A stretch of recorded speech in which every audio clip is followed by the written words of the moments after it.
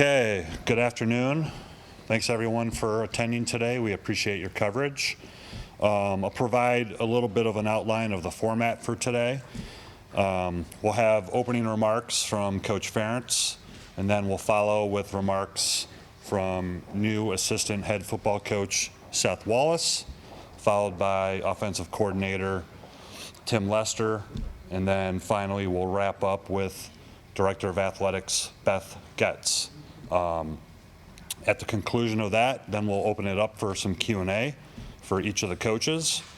This is being streamed again live on YouTube, so we have microphone holders. So when we get to the Q&A portion and you have a question, raise your hand and Jack and John will bring you the microphone. We will have a transcript today. We'll send that out, later today. So with that, we'll start with head coach Kirk Ferentz. Thanks, Matt. Okay, welcome. Good to see everybody, and appreciate you guys being here. So just want to take an opportunity today just to follow up on a couple announcements that have been out and talk about some new roles, certainly for Seth, and then introduce Tim and let you guys visit with him a little bit. But start out with Seth. We announced that promotion, a while back here, and just in a nutshell, it's really based on the quality work that Seth has done since he's been in the program. Spent 3 years as a grad assistant, worked under Norm Parker, years ago, and then has been back here since 14 and served in several roles. And with each year, his role seems to increase a little bit, and has just done a fantastic job. So I thought this was just an appropriate way to recognize some of the achievements he's had. It's not intended to single anybody out, anything like that, but just I think a recognition of really quality work in the role that he's had, the assistance he's given Phil. The entire staff's done a great job with the defensive part of our program. So it was just in recognition of that, and I'll ask Seth to come up and say a few words. And we'll do questions and answers afterwards, but let each guy have a chance to visit. Good to have everybody here, and thank you. We certainly appreciate it as a program. And first off, I give a lot of thanks to Coach Ferentz for this opportunity. Obviously very appreciative, very excited about it. This is something that I didn't expect. It's not something that you work for. You just kind of go about your day to day and try to do as good a job as you can. And I think that I think that's evident maybe in the way that you all have seen me grow as a coach over the years. It started here. Started here back in 2005. It would have been December of 2005 that I had a lot of appreciation for this program. I grew up in this state. I grew up in Grinnell, Iowa. My father was a small college football coach, so I was always paying attention to football at that time, college football, and specifically to the state of Iowa. I had friends that were Iowa State fans. I had friends that were Iowa fans. I was neither at the time.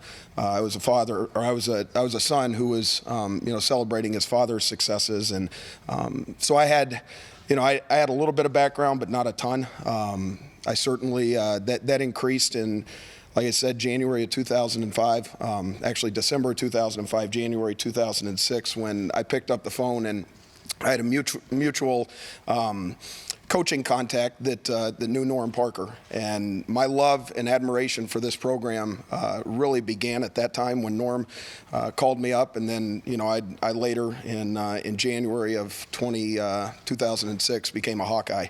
And I think I have been ever since. I took in the 19 years, I've been here for 14, but I did take a little bit of a break. And after I was a GA here for Norm and Phil and Coach, I left and went to Valdosta State down in southern Georgia and spent 5 years down there. And then, as Coach mentioned, I came back here in 14. And I think the big thing here is, just the day-to-day around this program, around the operation that we have here, the people that are a part of this, the coaches that I have been around, that I'm around today, that Some of them have come and gone. Some of them have served as big mentors in my life, and I'm very proud of that. I'm very proud of those that I've had the opportunity to learn from. But probably more than anything is the players that we've had the opportunity to work with here. And I go back to my time here in '06 when I first showed up, and I was Norm's GA, but I was working positionally with Phil, and whether it was Miguel Merrick or Marcus Pascal then, or I'm working on the scout team and we're trying to block Mitch King, Kenny Awebama, guys like that from early on when I got here 19 years ago. I'm very fond of those memories, and then certainly fond of the memories that have taken place here in the recent years. And like Coach said, I got back here in 14, so this will be finishing year 10, if I'm correct, being back here. And we've had some very notable players. I've worked in a lot of different capacities, so I've had the opportunity to recruit these guys as a recruiting coordinator. I was an assistant D-line coach with Reese Morgan when I first got back here. I've worked with Phil in the back end, served as a linebacker coach. I oversaw our punt team, believe it or not, for many years.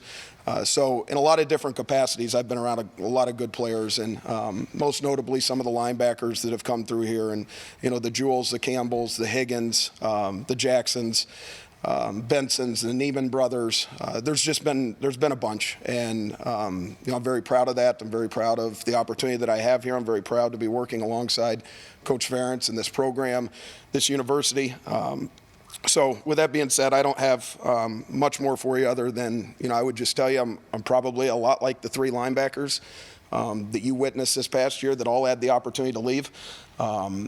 They all had the opportunity to go on and move on to different places. And I think there's a lot that pulls you here. There's a lot that makes you want to stay here. And because of that, I'm very fortunate to be here, very happy to be here. And if it wasn't for Coach Ferentz, if it wasn't for Norm Parker's phone call in January of 05, I probably wouldn't be standing up here. So with that being said, lastly, I congrats to Tim Lester, who will be up here in a second, and then Beth Goetz on her appointment as well. So thank you all for being here. Thanks, Seth. Appreciate that. Before I bring Tim up, just say a couple words about the search and about Tim in particular. So, it's appears there's a lot of interest in this position, has been, and also the timeline. So we'll address that a little bit afterwards. But basically, as I said back in December, my first and foremost concern and most of my time was, just focused towards our football team.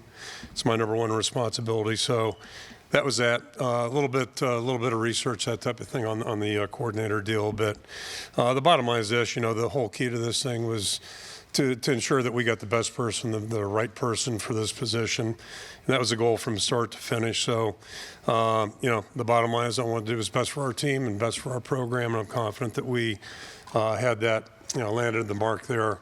Roughly, just in rough terms, probably had a list of maybe 10, 12 people. Had conversations with 6 and really extensive conversation with 4. And, what it came down to, in my mind at least, we had 4 candidates that were really qualified, in my mind, to do the best job, and it's us to figure out who the best person for that would have been. So I think when you look at Tim and what I discovered, he's had a wide range of experiences. I certainly knew of Tim and was aware of his, background, especially at Western Michigan. As I did a little research, learned a lot about the wide range of experiences that he had.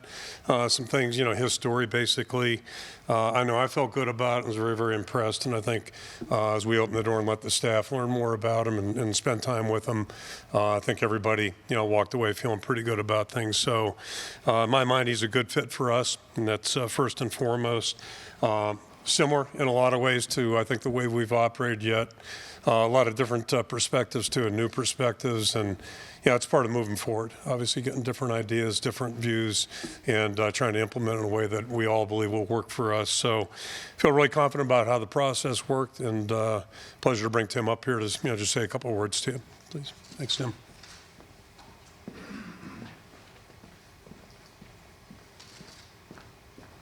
Thanks, Coach. I'd like to start off by thanking Coach Ferentz and Beth Goetz for this opportunity. My family and I are extremely excited to be moving to Iowa City and be a part of this football program. The one thing I know everybody wants to know is what we're going to be about, and I can tell you right now that that we're gonna be a physical football team. We're gonna be disciplined, and we're gonna be aggressive. Aggressive in everything we do, from run game to pass game to keepers to RPOs to tempos.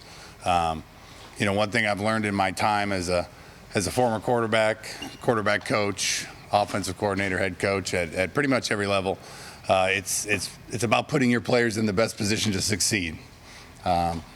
Unfortunately, I've only been here a couple days and haven't had a chance to meet all the players, other than a couple that were in the hallway in the last couple days. But I'm excited to get to work with those guys and to figure out their strengths, their weaknesses, figure out where we can put them in positions to have success to help our football team win.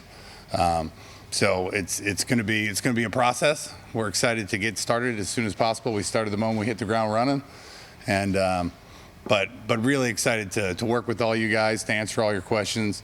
But most importantly, I have a saying, RBO, relationship before opportunity. Right? I'll have a great opportunity to coach these young men once I have a relationship with them. So that process is going to start real soon, and we're looking forward to having the opportunity to have some fun out there and be aggressive at all times.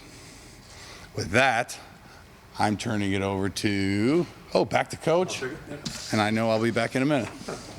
Thanks, Tim. And then last, just let Beth back clean up here.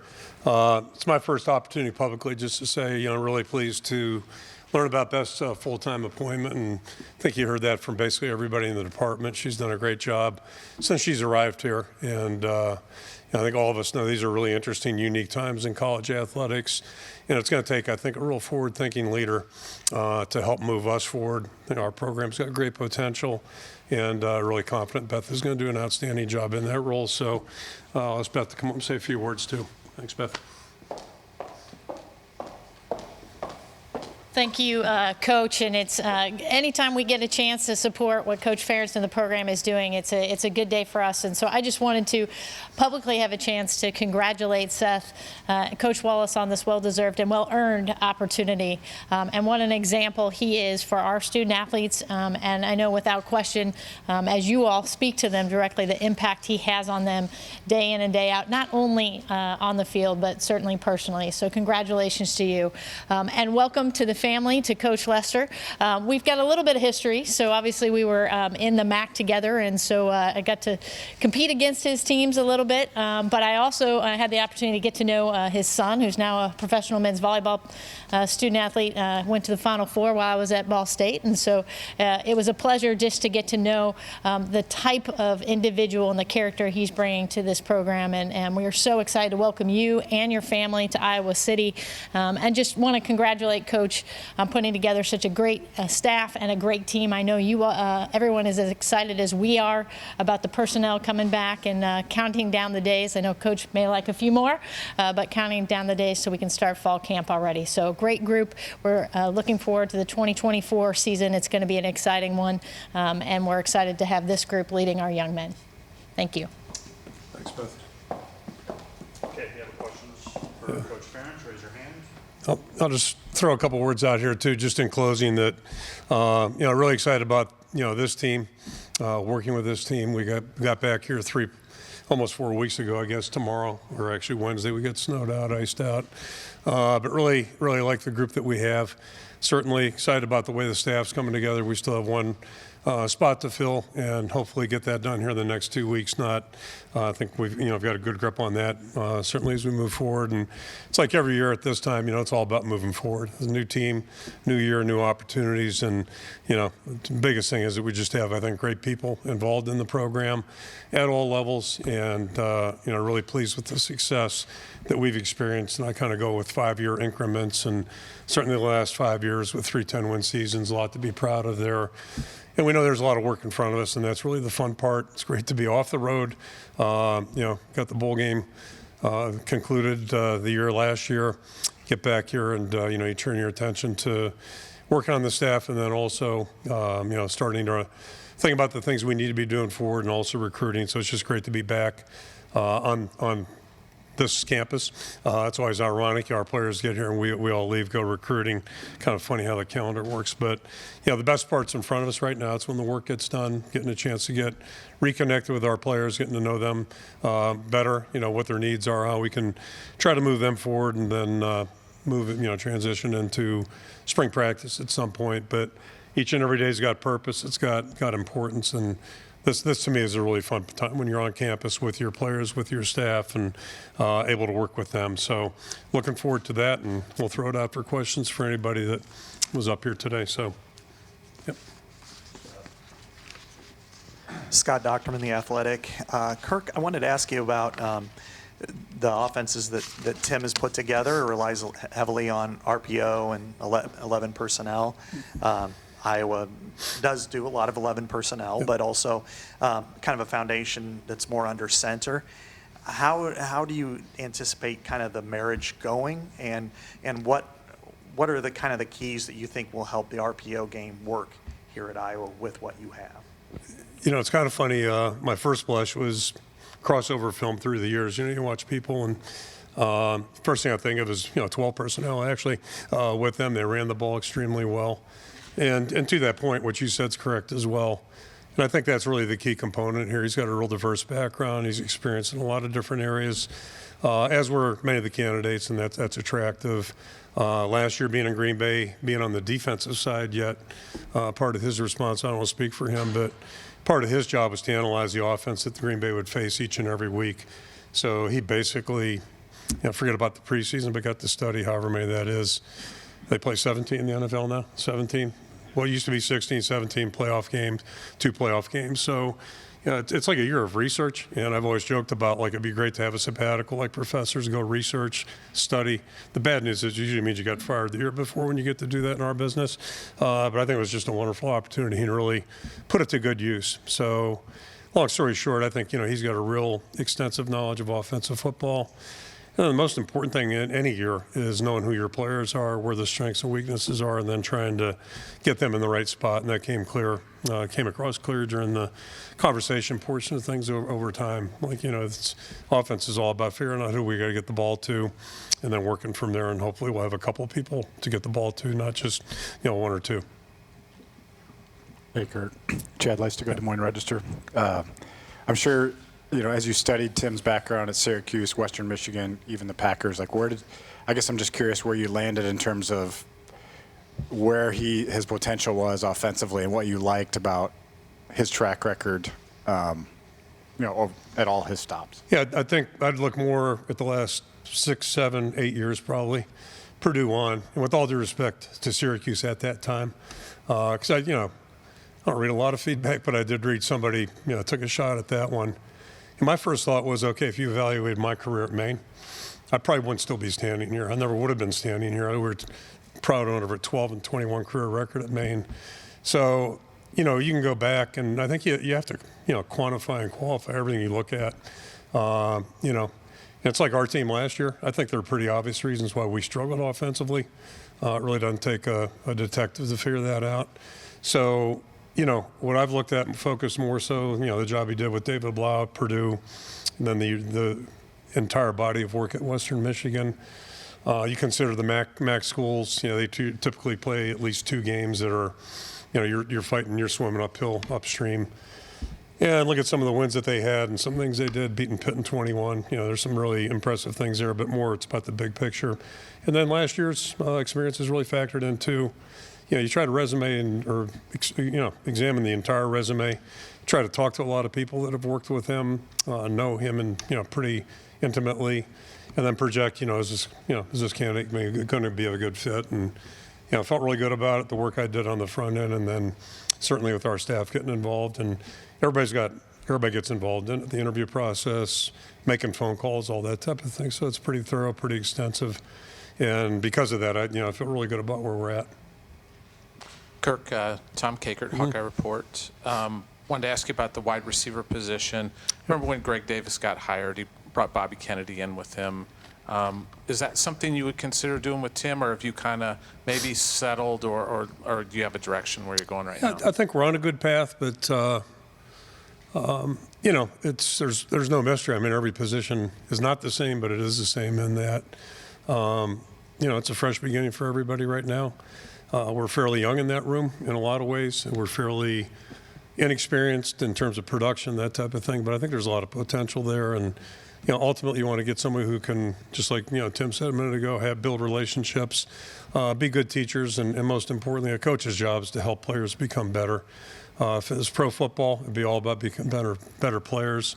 College football, there's a lot more to it, seeing the big picture, student, character, citizenship, all those types of things, as well as being good players. But, I've given a lot of thought to the guys in the room. I think we have good potential right now.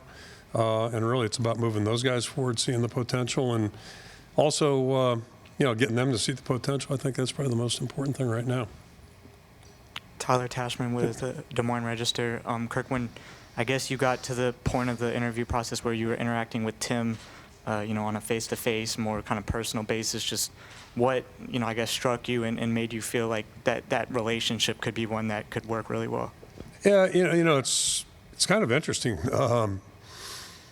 In Tim's situation, it was a little bit unique, but there were a couple, 3, maybe 4 people that worked with him that I really trust and value their opinions, and I know a couple of them have personal connections to this program. One person in particular, we have a past relationship. He was a player, 100 years ago for me, that worked with him for quite, So when you talk to those people and they know what we're about and they know what he's about, it's really reassuring because, a huge part of anything we do, and, we all spend more time with each other than we do our wives and families. The first thing is, you want to bring somebody in the building who is not going to be like everybody else, but, is going to share some common goals and realize this thing's bigger than any one of us individually. And that came across real clearly. And then, when you really get into the personal part of it and the personal interaction, the staff interaction, then hopefully that comes across to everybody and everybody feels the same way. And I think, again, I feel really good about, how our staff felt about Tim and their exposure to him and the things they learned too when they did their homework and research. But this was a group effort for everybody to be involved. I think is important. And, for everybody to maybe not be unanimous on the vote necessarily, but everybody saying, yeah, I can really see this guy being, really successful with us, and then, letting him go to work. John Steppe, Cedar Rapids John. Gazette. With promoting Seth to assistant head coach, is there anything he can kind of take off your plate, or is there anything that kind of changes day to day with what he's doing now he has this new role? Yeah, it's the first time we've done this, so I'm not sure what it's going to look like, but, quite frankly. If I weren't able to be here for some reason, and there was a practice back during bowl prep where I had to attend a funeral, I wanted to attend a funeral, and it just worked out where I actually made it back 10 minutes beforehand. But, in a circumstance like that, or I'm not in the office for whatever reason, certainly, somebody's got to kind of say yes, no, or here's what we're doing. And, there might be some things as we go down the road here a little bit that maybe I can do a little better job, in terms of delegating and taking some things off. And he's not the only guy on the staff, but I have total trust that whatever he does is probably going to be better than what I would do. So probably could learn a lesson right there. Try to take that to task. Take 2 more. Start Yep. with Scott. Kirk, in the RPO game, there's a lot of times more slants that are involved, and probably more slants than you guys have run recently. Do you look at that as a positive for this offense and getting the ball out of the quarterback's hands at a mesh point, and Sure. and how can that help elevate, at least move the ball down the field in the way you want it to be moved? Yeah, it's not something we haven't ever considered. We're blind to. It's like I kind of touched on earlier. I think, part of Tim's job is going to figure out, like, what do we want to emphasize? You can only practice so many things and do so many things and do them well. But if that's something we deem to be, good for our offense and fits in the package and we can execute it and not take away from other things, it's a balancing act a lot of times. But yeah, I'm open to anything right now, any ideas. And the whole idea is advance the ball and, help yourself. And hopefully, in theory, you're helping yourself in the running game. You're also helping yourself in the passing game. It starts with, not having a negative yardage play. That's the first way to kill an offense. Besides turnovers, that's the worst. But, I think one thing I would interject with his head coaching experience came across, and that wasn't a requisite, but it's certainly a plus in my mind because, if you're paying attention, you really have an appreciation for how football is complementary and how one thing affects the other. And, we've been pretty good on defense. Obviously, we want to be better offensively, and we have been better. We want to get back to that. But, just how one thing affects the other, you got to be really sensitive to that because, as much as things change in football, and I know entertainment value is a big thing this day and age, but, it's still about winning. And that's really where my focus was 25 years ago. And it's going to stay there. I mean, that's what we're trying to do is win games if we're going to keep score, which, pretty sure, someday we'll play without equipment. I'm convinced of that, but they'll probably still keep score. So look like and God only knows I didn't watch that Pro Bowl stuff, whatever it was on Sunday. But I can tell you this, I have watched it when they did have pads, and it's good they've done what they've done because that was ridiculous when they had pads. That was just a waste of everybody's time. So anyway, and good reason. I wouldn't have done that either if I was one of those guys. From the Hawkeye of the Storm. You were quoted in the past as kind of downplaying the total offense stat. I believe you were quoted on the Big Ten Network as saying it was the most overrated stat in football. Do you stand by that? And I noticed in the press release about Tim's hiring that his numbers at Western Michigan, specifically total offense, were cited. Do you still believe that's a stat? Is that in context to making this hire? Is that for clarification? Right, just Me talking moving about total forward offense? as far as goals and criteria for evaluating Tim's I'll give you what I performance. was referring to specifically, and then I'm going to step aside, let everybody else talk. But basically my reference is, it's an interesting, believe it or not, I do pay attention, like what goes on nationally. And I've kind of been fascinated through my career. There are certain guys that get reputations. In fact, I worked with one 26 years ago. Do the math here. 26, 27 years ago. No, holy smokes, 35 years ago. Okay. It was a guy who was all about him, and it was all about the next job. So it was all about his numbers. And the place I was at had a pretty prolific quarterback. In fact, we actually had two really good ones. But it was all about what he was trying to do, his agenda. Over my career, I've noticed there are certain people, I'm not saying that's like what all they're thinking about, but it's more about their portion of the equation, if you will.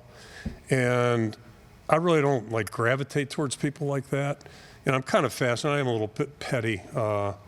Sometimes I'll do a little research, and that's where the wins per game stat came from. So it's possible for a guy to really try to emphasize what it is he does, make himself look pretty good. Meanwhile, the team's winning 7, 8 games, which I'm not making fun of that by any stretch. Every game to win is tough, but when that starts taking away from what the team might be able to do, I really am not interested. I have no interest, and I've just never gravitated towards that type of person, I guess. And so, just not big in self-promotion, not big in, look at my guys.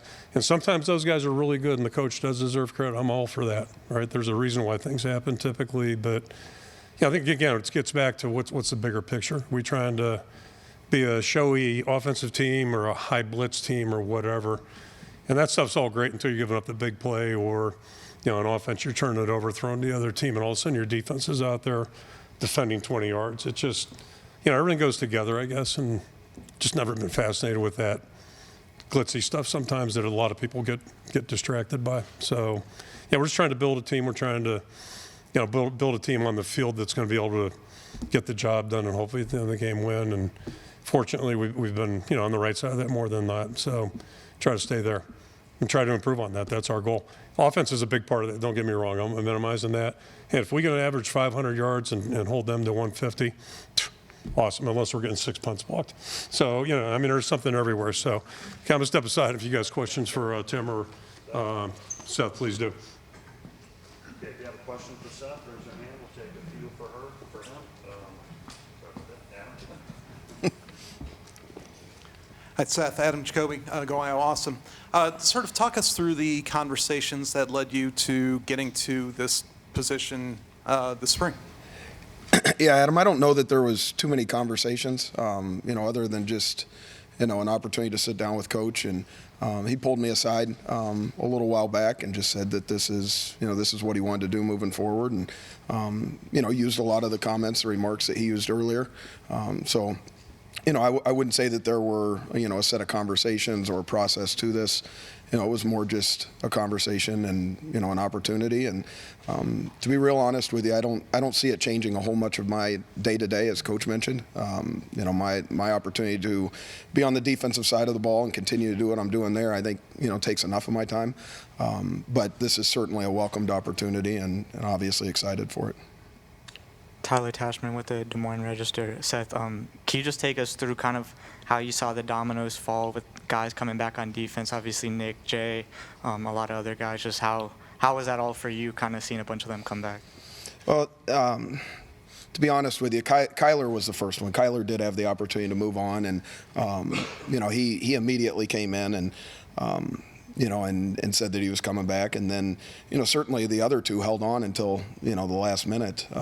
Nick, of course, but Jay, Jay waited, and, I think he did his research, and I think he spoke with those that he needed to in regards to his opportunity at the next level. But, he reached out, he called, same thing Nick did, and it just, it's a breath of fresh air for any coach or for any program, for any side of the ball, to be able to get back two guys that, certainly in Nick's case, I don't know that I was betting on that one happening. I felt like Jay, we had a good shot on, but when you get both of them back, combination of the three of them that started for us, it's a pretty big deal. Tom Kakert, Hawkeye Report. Seth, you've traveled the road. You've GA'd a smaller college to this point. What does this mean to you personally as a kid who grew up in Iowa and have the faith of a head coach like Kirk Ferentz to? Yeah, it's I talked about the love and admiration.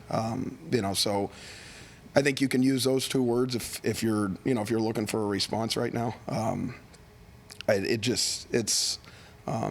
The conversation that I had with Coach was, was probably a real big moment. But, really just, knowing that, I grew up a coach's kid. My father was a Division III coach. That was a path that I felt like I was headed down, and I was good with it. I was okay with it, other than my mom kept reminding me, if you're going to be at the Division III level, you better, and no different now at what we've created in Division I, but the Division III levels, it's a tour of duty, and she kept reminding me that, your wife better completely understand, what's going on here. And she better understand what's going on here in the current state, because this is a little bit crazy, too, what we're dealing with in college football. But I just think, certainly not what I set out to do, but it's a welcomed opportunity, and I think I'm very fortunate. Seth, Elliott Clough, Rivals. We've got to talk a little bit with Kirk and Tyler about these new three linebackers coming in. I know they've all been committed for quite a while, all Eastern Iowa kids. What are your thoughts on them, and what attracted you to them, and what are your expectations, I guess, for their potential when they do get here?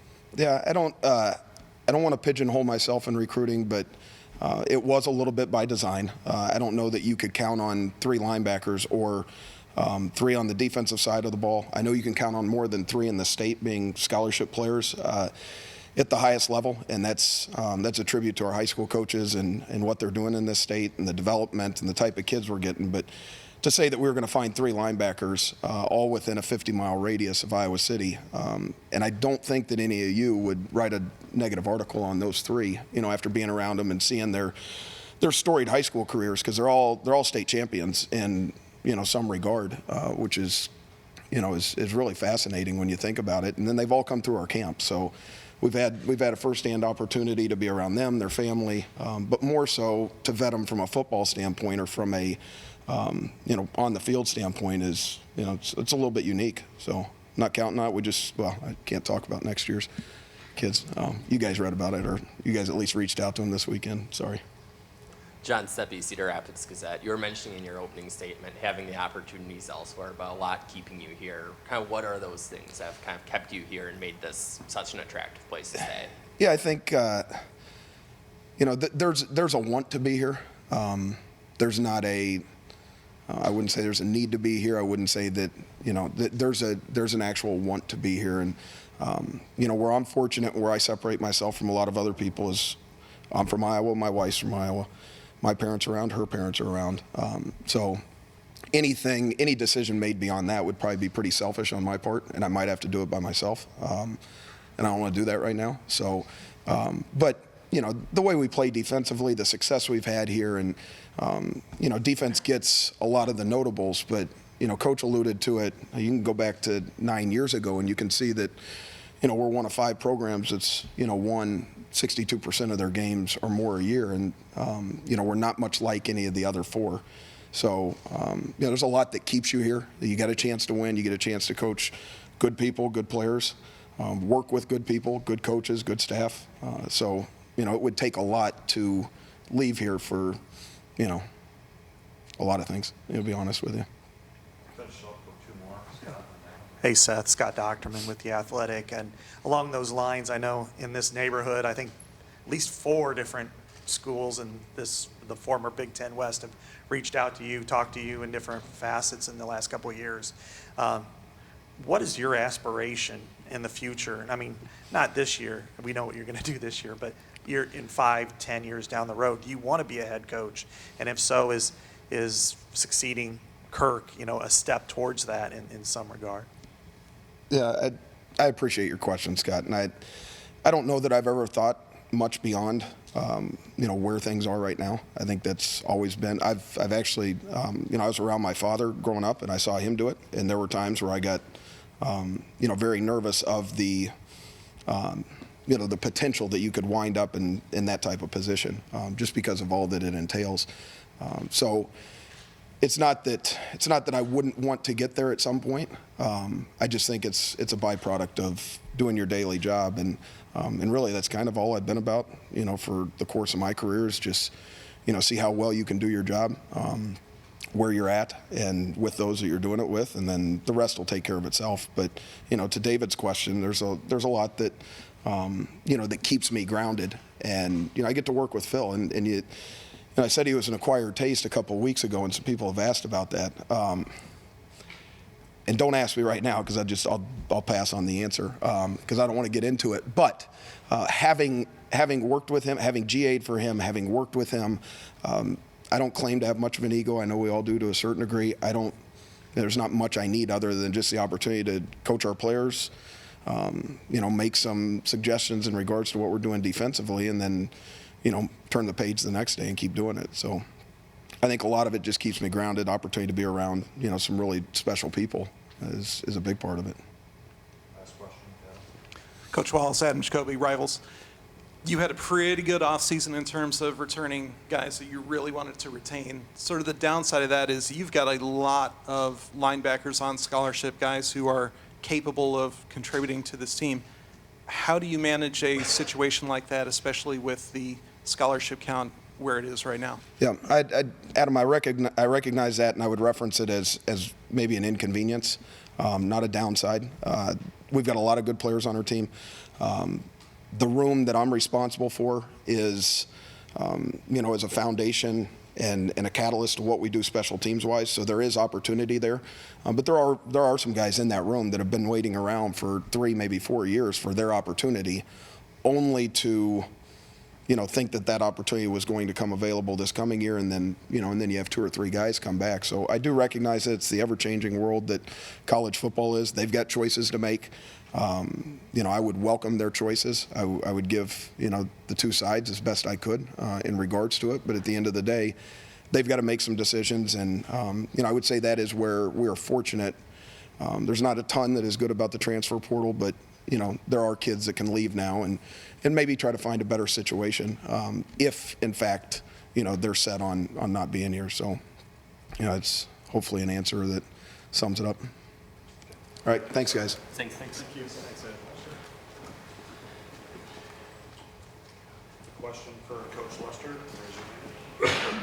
Start with the left. David Eichholt, 24/7 Sports Coach. Welcome to Iowa City, first of all. Thank you. I appreciate it. I think there's a lot of questions about the wide receiver usage. I mean, Iowa's only had 1 wide receiver with 600 more yards since the start of 2016.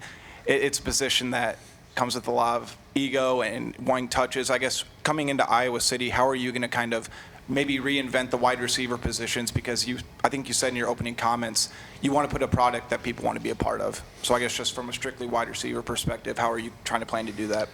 Well, obviously wide receivers are a huge part, no matter what you're running schematically. But putting them in position, I think is the biggest key. We through my time in coaching, I think we've been around quite a bit of pretty good ones, and we've been able to find ways to get the ball in their hands. There's a lot of ways to do that. whether it's screens, whether it's just straight drop back, whether it's putting them in the backfield, the flexibility of an offense is key, And so, I haven't had a chance to meet all the wide receivers yet, but, I want to make sure that the quarterback understands that we are going to spread the ball around and he's going to read his keys as he's supposed to. It's my job to make sure that one of those first couple options is the guy that we want it to be, So, had some success with that and plan on keeping it going. Hey, Tim. Chad Leistico, Des Moines Register. Hey, Chad.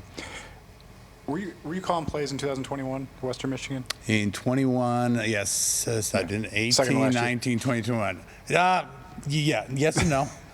Yes and no. My research was unclear. Cody, Jake Moreland, and Okay. I mean, Jake is Gotcha. my best friend, and we think the exact same. We played together. We coached together 80% of our adult lives. Okay, gotcha. And we kind of groomed, and he was ready. So we kind of hopped in and kind of teamed it that year. But 3 years before that, I called him. Gotcha. So, well, anyway, I've been studying the 2021 season because that was a terrific offensive year for Western Michigan. Yeah. I'm just kind of curious, what you remember about that season in terms of the production, how that could maybe apply to what you want to do here, because I see a lot of things here, like rushing attempts, time of possession. Yeah, the wins were good ball security, those types of things. Yeah, I think we were top 10 in the country in time of possession. 4, were we 4?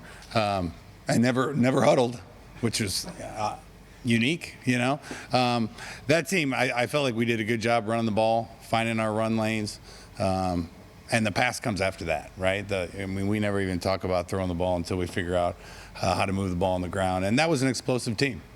The one thing that people don't, maybe it's because I'm a quarterback and I always have been and coaching them, we're going to do what that person does best. And Caleb was good at it, And before that, we had John Wallace, was my first couple of years our quarterback, and he was great at drop back, going through a progression. That was his thing.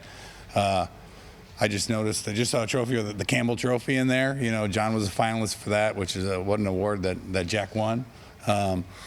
John was a finalist when Justin Herbert won it, And so it changes every year depending on who you have and what he does well. I mean, that guy behind the center matters, right? And so figuring out what he does well, because if you have a flexible enough offense, we can call it any way he wants it. That year, Caleb was really good at the RPOs. We had some pretty dynamic wide receivers, D.S. Cridge and Sky Moore. We had 2 second-round draft picks out there running around.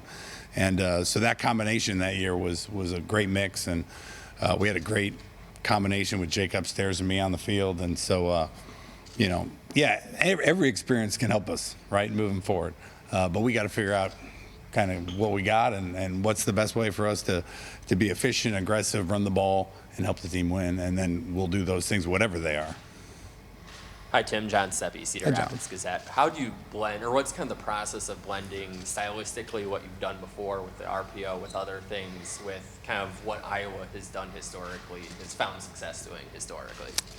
It's a process that started a couple days ago, but it's an exciting process, to get everyone's opinion in, and I have all kinds of playbooks, and what's going to jive with what they know and where we think we can improve, And so I've coached long enough now that I've run a lot of systems, In 2008, when I was a Division III coach, Seth was talking about that. We ran the Shanahan system. He was the quarterback coach at Houston Texans. Matt, who I played college ball with, got him coffee. I think that was his official role. And so I got the playbook then, and we ran that at Elmhurst. At Syracuse, when I took over, we took over a spread offense that didn't even have a tight end, and we tried our best to blend them together, And then we went to Purdue and got to run the Saints offense, which was really neat, learned a ton. Then on to Western, where I had an offensive coordinator my first year. And then when I took over, tried to put a little bit of that in it. And then to go back and work with Matt this year was full-fledged, that system. Everyone runs that system a little differently, but it's fun to get back after 10 years of being versions of it. It was fun to just be in it and watch all the teams in the league run a version of it. Not all of them, but a good portion. So there's a lot to choose from, and I hate to keep going back to this. I can't wait to see what we have, But I definitely know how to tie them together, and a lot of the a lot of the formationally and how we're going to build it. What gets called will be dependent on kind of what we see in spring and what we see as we see these guys move around here in the next couple months. Coach John Sears, WHO-TV. Hey, John. Iowa's offensive struggles are well documented from last year. In what you've learned about the program and maybe taking a look at the roster and the personnel, what gives you confidence that you can come in here and kind of help move this program in the right direction? Well, I love tight ends. I'm a huge fan, right? Everywhere I've been, our tight end has been all conference normally, and there, I guess as a quarterback, that's the guy that you start with, right? So some people use them, some people don't. I love the fact of what they can do to a defense in the run game, in the pass game, in the play pass game, in the keeper game. It also can open up things out on the edges too. So I know there's an unbelievable tradition here of that. I know I've heard we have some really good ones. Everything's I've heard, right? I've heard this and I've heard that, but I can't wait to see it from my own eyes. But that part of this offense of running 12 personnel, which is really what we did at Elmhurst and a little bit at Syracuse, that fits what I have a lot of experience in. Let's put it that way. And but none of those work if you can't run the ball, right? So you go to a place, if you want to run an offense that's going to be physical and run the ball, you got to go to a place that can run the ball. And I have looked at the numbers there to make sure that can happen, and we've had success, and we have to continue to have success to get the rest of it to go.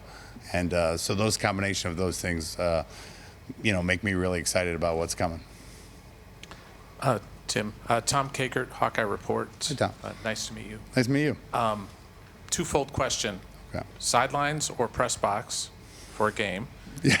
And Cade McNamara is likely going to miss most of the spring.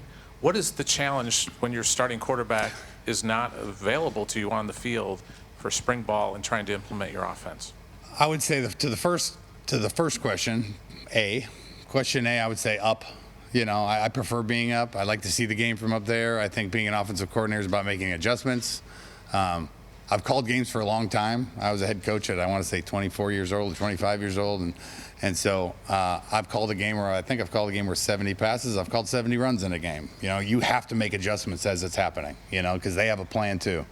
And so when you're having to think and make adjustments, I just think being in the environment up in the booth is a way better learning environment than sometimes on the sideline where it gets very emotional, So I've always felt better. Now, as a head coach, I had to call him from the sideline. So that guy up in the booth was the most important person in the world to me, that we thought the same way, But if it came to my preference, I'm pretty sure I'll be up. And then the second half of your question is, the one thing I would tell you is, we need to get the horses to the race, right? So, whenever Cade's ready to go, I'm looking forward to working with him. But there is absolutely zero way that you can discount his experience, right? It is when you have experience in playing in games, I'm very confident that he'll pick it up when it's time, when he's healthy, when he's ready. If he didn't have a ton of experience, I'd be more scared, more worried, But he's got to get healthy and be good to go when he gets his chance, and he'll be out there every single day we're out there, whether he can throw it or not. But he'll get a lot of learning in. But he's played games, and that is invaluable when it comes to quarterback play. So I'm excited about that part of it. Hey, Tim, Blake Hornstein, Hawkeye headquarters here. Hey, Blake. Kind of a question about Cade McNamara as Yeah. well. He's somebody who's had experience, as you mentioned. What are some ways, I guess maybe assuming he'll be healthy by the start of the season, that you could accentuate and elevate him as a quarterback? I got to make him comfortable, number one, right? I mean, everybody's comfortable doing different things. I think sometimes quarterback coaches, they have things they like to do. I'm not married to anything. I've run a lot of things. I have a really unique experience as far as levels, and I've been a D coordinator, and so I got to get him to. I got to figure out what he's good at, and I got to put him in those situations as much as possible. And I've watched a little bit of film on him, not enough that I can comment on any of that, but I think that's. And the things that I need him to get better at, we have to focus on, right? You get what you emphasize. So we're going to make sure that he can do the things that I think this offense should be able to do well. And then if there's things he's really good at, we're going to do them. Much like we were talking about the RPOs earlier, Caleb was great at them. So we did them a lot, and it worked. So that I got to get to know him and make sure every quarterback. I mean, there's a couple, that the year I was at the offensive coordinator at Syracuse, we lost our starting quarterback. I want to say it was play 7. It was an Achilles. It was like an Aaron Rodgers thing, and then the backup went down, and I ended up playing a walk-on, and the offense totally changed. We had to change, So I got to get to know each guy and what they do well, so that we can call the offense to have the most success when he's in there. But that's on me to make sure I can figure that out and put him in good situation to have success. Finish up with 3 more. Start with Scott.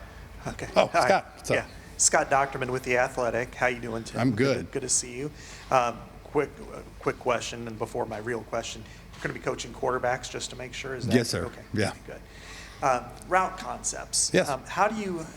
What structure do you like to run, especially because you ran so much RPO? Yeah. How do you like to build your concepts? Beyond the line of scrimmage. You ran a lot of 11 personnel. I mean, or 11 or 10 personnel, probably 90% of it that I've seen at least. But, Me? 10? Yeah. Well, not 10. I was going to say 10. Like I think 6%, yeah. But a lot of 11 personnel. Yeah. But how do you anticipate that working within kind of the foundation of what Iowa likes to do, because 12 is such a staple here? Yeah. I kind of think, I look at myself as a 12 guy. When the years we had 12, I can remember my first couple years at Western, we had 12. And those are good years, where I felt more comfortable with what we were doing. At Elmhurst College, we were 100% 12. That's all we ran the entire season.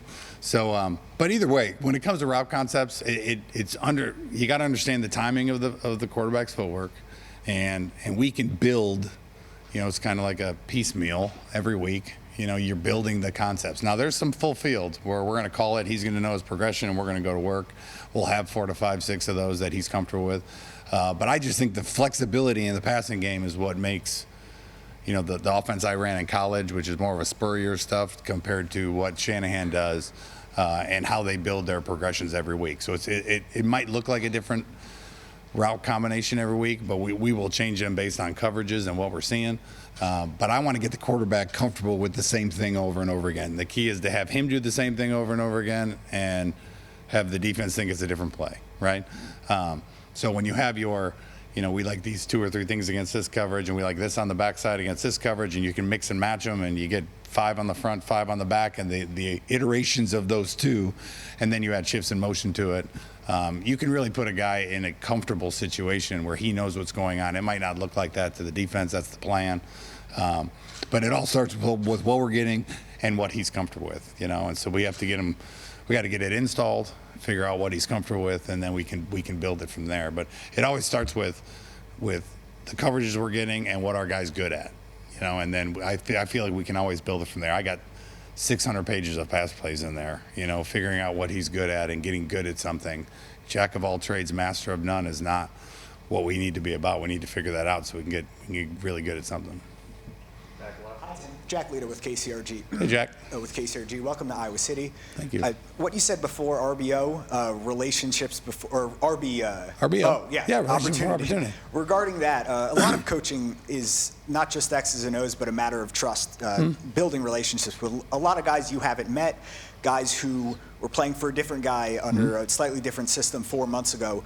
What is the key in coaching? You've been around different places, in being an offensive coordinator and earning trust of those guys, especially in these first few weeks when you're meeting them for the first time, showing them these new things. Yeah, you're exactly right. I think the biggest thing is sitting down and learning about who they are, and because it does matter. It is fun watching. We have cut-ups, and they get to watch, some NFL cut-ups, and I think they always appreciate that, running some of the things that they've run at that level that we've had success running at that level. But it's the most important thing is for me getting in front of them and really just asking where they're from, because I don't know for a lot of them, some of them are from in my backyard in the suburbs of Chicago, some are from Iowa, some are from Australia. I met him the other day, and he didn't even have to tell me where he was from. I knew. And it was awesome to meet him. So that's really the key, because I know once we have that relationship, then it's time to go to work, and I got to show them kind of our ideas of what we want to do. I really want to see them all move around, You know, I'm excited to start getting the playbook put together, which is going to take some time, and really watching all of last year's film to watch the guys play. You know, and I haven't had a chance to do that yet over this weekend, these 4 days, but that's what's coming soon. You know. We'll finish up with two, Pat and Matt. Hey, Tim. Pat Hardy with Hawk Fanatic and KCJJ Radio. First off, congratulations. Welcome to Iowa City. Thank you. Just want to know, how much do you value mobility at the quarterback position, and will that be a priority moving forward when recruiting? I value efficiency at the quarterback position. Mobility would be a bonus. Like if I can get both, 100%, I'm all for it. I mean, who doesn't want that, right? But there has to be efficiency first, right? And I think sometimes people get enamored with the mobility, and when they have to drop back on a third down and get us a first down, or a 2-minute drill to go win us the game, you know, that we can't fall short in that scenario. You got to play quarterback first. You got to be able to move the sticks with your feet, and the more you can do, the more we can do when it comes to running the ball. You know, so it's just a great icing on the cake if you can have it. So I'm always looking for it, but I'm not going to go away from a guy that can, I think, can really execute an offense and make throws and be efficient as a quarterback. Just because if he can't do that, I'm not going to just take him because he can run a little faster. You know what I mean? Hey, Coach, Matt McGowan from the Daily Iowan. So back in 2022 at Western Michigan, how much of the play calling were you involved with, and what did you take away from that season? Was that my last year? Yeah. Oh, I hired a new offensive coordinator. He came in and put in his system. Yeah, I was going to be more of a head coach, you know, and when did I take over? The last 4 games? You know, we were really struggling. We weren't playing complementary football. We were turning the ball over. You know, we lost our quarterback in Sky Moore. They had 2 years left before they were done with their eligibility, and they left in January to go to the NFL draft. Obviously, I was excited for him, but it threw us off guard a little bit, you know. It's worked pretty well for Sky. Obviously, he won 1 Super Bowl, and he's going to another one. So excited for him. But so we were struggling personnel-wise. And so I think we won 3 of our last 4, you know. It wasn't pretty. It was what we had to do. I played a true freshman quarterback and 2 freshman wide receivers, and kept ourselves in games, let our defense play great, play good. I mean, we found a way to win those games when that's what we had. That was our best foot forward. So, yeah, I think I caught the last 4 that year, and had to call different words than I'm used to calling, you know, so I had to read it off a sheet, which is harder for me. And normally the guy that puts it in his back pocket and doesn't take it out, you know. But, yeah, I called. That was the last 4 that I called. Okay. We're good? Thanks, guys. Appreciate it. Appreciate it. Thanks.